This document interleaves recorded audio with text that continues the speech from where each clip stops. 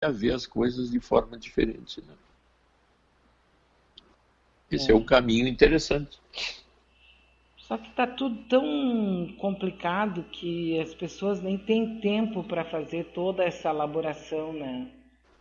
É Elaborar que tudo não isso. adianta, né? Por mais problemático que pode ser o teu entorno, em todos os níveis possíveis, vamos dizer assim, de viver, continua havendo sempre uma responsabilidade pessoal de eu me situar externa e internamente o melhor possível para mim.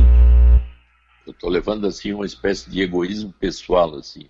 Para mim estar vivendo nesse mundo, eu tenho que ter a capacidade de me sentir bem com ele, não que eu não o critique. Posso fazer críticas a ele lá fora, mas eu tenho que essas críticas que eu faço não me deixar mal, ressentido ou inquieto. É nesse sentido que a pessoa, vamos dizer assim, tem que abrir um campo pessoal onde o que eu faço me deixa bem, é criativo. Mais ou menos, tu é um exemplo. Eu gosto do que eu faço e estou fazendo. Até esse crítico aí a ti diz, tu não está com medo, Beatriz? Mas medo de quê? Eu gosto do que eu faço e faço com gosto. Se acontecer qualquer coisa, aí eu vou enfrentar na hora que acontecer. Então tu está vendo que tu está faceira, disposta de fazer o que tu gosta, mesmo que alguém não goste. Até porque isso não faz a menor diferença. Não, porque eu estou satisfeito com o que eu faço. Porque tu sabe que sempre vai haver alguém que é crítico e contra ti, por mais maravilhoso que tu seja. Sempre vai haver um entorno que vai dizer: ah, mas ele fala umas bobagens, ela fala bobagem, isso é. O importante não é eu achar que eu tenho que ser aceito por todo mundo. Eu tenho que ser aceito por mim. Eu me sentir bem com o que eu faço e o jeito que eu penso e o aqui e agora. Agora, se eu identifico em mim ansiedades e depressões e angústias e vivências psicossomáticas, aí eu tenho que entender por que, que aquilo está acontecendo comigo. Aí que eu digo que eu não estou administrando bem esse íntimo interno que precisa de um remédio que não vem propriamente de um remédio externo, de botar na boca e engolir, mas de um pensamento mais claro sobre a maneira que eu estou vivendo e me sentindo aqui e agora. Essa é a chave, vamos dizer, importante. Então é isso que falta nesses homens agressivos, misóginos e machistas. Eles Mas não é têm claro porque exatamente isso, né? porque até nas teorias assim mais sofisticadas se diz que nós desenvolvemos 3 estados de ser, mais ou menos, que vamos dizer assim, se interagem entre si. O principal deles é eu ter um self, um eu que eu sou e não sou ao mesmo tempo, e que eu tenha uma mistura da sexualidade e da agressividade controlada por mim. Tem outras pessoas, esse seria o ser ideal. Tem outras pessoas que são muito ligadas na sexualidade de uma forma excessiva, buscando sempre algo prazeroso, fantástico. Então, tu já viu que dentro disso tem críticas poderosas. Aí tu falou, parece, e até eu vi na televisão, basta uma mulher se vestir à vontade, o cara acha que já é provocação para Ele sedução. é obrigado a ficar de pênis ereto. Isso, É uma e aí ela é que obrigação está com a e ele culpa. fica tão apavorado com isso que ele fica agressivo.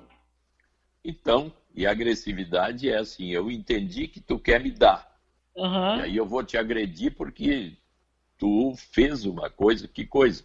Ah, tu te vestiu desse jeito, portanto, tu está me assediando e eu estou respondendo ao teu assédio. Não é Uhum. eu que estou te assediando. Então tu vê que aí o cara ganha poder, né? E o outro selfie, vamos dizer, a outra posição é que eu sou muito agressivo.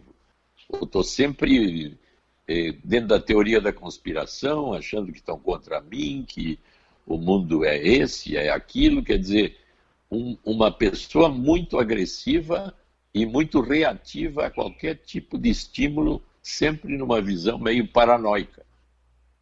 Então, se eu consigo equilibrar essas duas posições daquele nível de self onde eu vivo o desejo e vivo as dificuldades usando a agressividade necessária para resolver as coisas, eu estou equilibrado e tenho sentido de estar vivo e gostar de estar vivo. Quando uma dessas duas, o excesso de erotismo ligado ao machismo e a uma coisa mais ninfômona, vamos dizer assim, há um exagero. Se eu sou muito agressivo, violento, crítico, poderosamente agressivo, também eu estou passando um limite. E eu tenho que aprender a dosar essas coisas, porque dentro da minha família, se eu não conseguir fazer isso, eu estou sempre criando algum tipo de problema, como a gente vê o tempo todo aparecendo, né? Só que essas pessoas, elas vivem num estado permanente de alerta, de ódio, de raiva. É um perigo, realmente, uma reação de uma pessoa dessas. Porque a gente não sabe, mas eu digo assim, a gente, o comum das pessoas, como eu, mas os médicos, por exemplo, sabem que qualquer emoção te lança no corpo uma descarga de hormonal, e isso pode fazer com que a tua reação fique mais agressiva, pode te fazer mais forte. Uma vez eu li um material sobre uma mulher que caiu um armário em cima do filho dela, um filho bebê, e ela era uma pequenininha assim, uma mulher magrinha, e ela levantou um armário de não sei quantos quilos, sozinha. E aí o médico estava explicando essa coisa, né, que o que nós, as descargas hormonais que nós temos no nosso organismo, e como nós podemos virar quase titã, assim, dependendo da situação, né? Porque as vivências afetivas e de afetos intensos vinculados principalmente ao perigo de vida, à agressão, nos transformamos, de certa forma, em guerrilheiros, em pessoas capazes de eventos fantásticos, tanto para o bem, como essa pessoa que levantou um peso de mais de 100 quilos, que não tinha preparo físico nenhum, assim como uma briga de trânsito em que uma ofensa pequena acaba em morte. Porque nós somos vividos por emoções poderosas que se baseiam em linhas hormonais internas e que nos tiram a racionalidade de forma total, porque eu fico ali ligado naquele evento. E depois que eu saio dele, é como se eu saísse assim, mas o que? Eu matei o cara? Ele me matou, aquele caso ali, ele matou a família? É como se eu estivesse dentro de um pesadelo, acordo, mas fui eu. É que dentro da linha onde a agressividade se instala, eu perco a razão. Eu fico totalmente pulsional e impulsivo. Então a agressividade aí é violenta. Que se vê na guerra isso, né? No nível mais pesado de todos é aquele soldado que sai correndo na direção das balas, parece assim que ele é invulnerável, até cai morto. Por quê? Porque eu estou em guerra, eu tenho que fazer isso. Mas quando a gente não está em guerra, mesmo assim aparecem esses problemas que me deixam vulnerável, agressivo, violento. E a gente vê o tempo todo nessas perdas que a gente tem socialmente, dentro da família, nos matrimônios, o tempo todo isso. E basicamente uma coisa muito importante que sempre a gente fala, né, Beatriz? Busca de poder.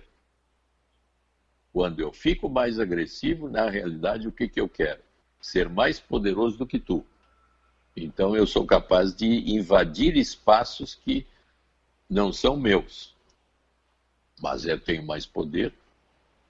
E na política é o que a gente vê o tempo todo. Todo mundo quer o poder. E quando está no poder, a maioria usa indevidamente o poder. Tem sido, inclusive, a minha decepção porque para chegar no poder, nos dias que a gente vive, talvez tenha sido sempre assim, é só tu ver esses especiais aí, tempo dos romanos, dos otomanos, dos vikings, dos czares, né? A gente vai ver que é uma briga, assim, uma luta intestina, né? Vale tudo. E eu Tu vê vejo. agora, por exemplo, esse caso aí que apareceu na televisão e viralizou, que aquele pai lá na Síria, mostrando a filhinha, e quando explodiu uma bomba, ele dizia que era um foguete, e ela ria. Quer Aham, dizer, uma forma dele mostrar para ela, criança, não o horror, mas que pudesse brincar com uma bomba explodindo próximo. Uma guerra de 9 anos, que tem, parece que só essa semana agora, obrigou 40 mil pessoas a fugirem desse lugar que está sendo atacado pela Síria, junto com a Rússia, e contra a Turquia. Mas quem é os maiores prejudicados? São, parece, 5 ou 6 milhões de sírios já fugidos da Síria, porque a guerra está há 9 anos. E interesses de quem? O piloto que está largando uma bomba lá não está preocupado se vai matar 50 crianças, um é, colégio, um hospital, né? Essa parte humana nossa, de interesse, simplesmente desumaniza o outro, né? impressionante, né? É impressionante. Mas se a gente vê. Ah, mas só concluindo isso, pelo menos aqui, essa parte do pai lá na Síria, me lembrou aquele filme A Vida é Bela, A vida é bela, é isso mesmo. né? Quando eu vi a notícia, eu me lembrei da Vida é Bela, que eu assisti várias vezes e todas as vezes eu chorei. Sim, é um filme que lembra muito isso, né? Até aconselhamos os nossos ouvintes a ver A Vida é Bela. Muito bem, mas a gente tem algumas fantasias. Eu gosto de dizer que é fantasia, que é para diminuir a minha decepção. Claro. Uma Suíça, e daí vem aquela história, a gente sempre pensa, né? A Suíça e tal. Uma jovem de 20 anos está leiloando a virgindade na internet para saldar uma dívida com o hospital. A Amanda sofreu um acidente de carro quando tinha 18 anos. O tratamento provocou uma dívida equivalente a 282 mil reais, quantia que a família não tem como pagar. O acidente me fez perceber que a vida não pode ser planejada, disse a Amanda, né? E então ela colocou a virgindade na internet para fazer um leilão.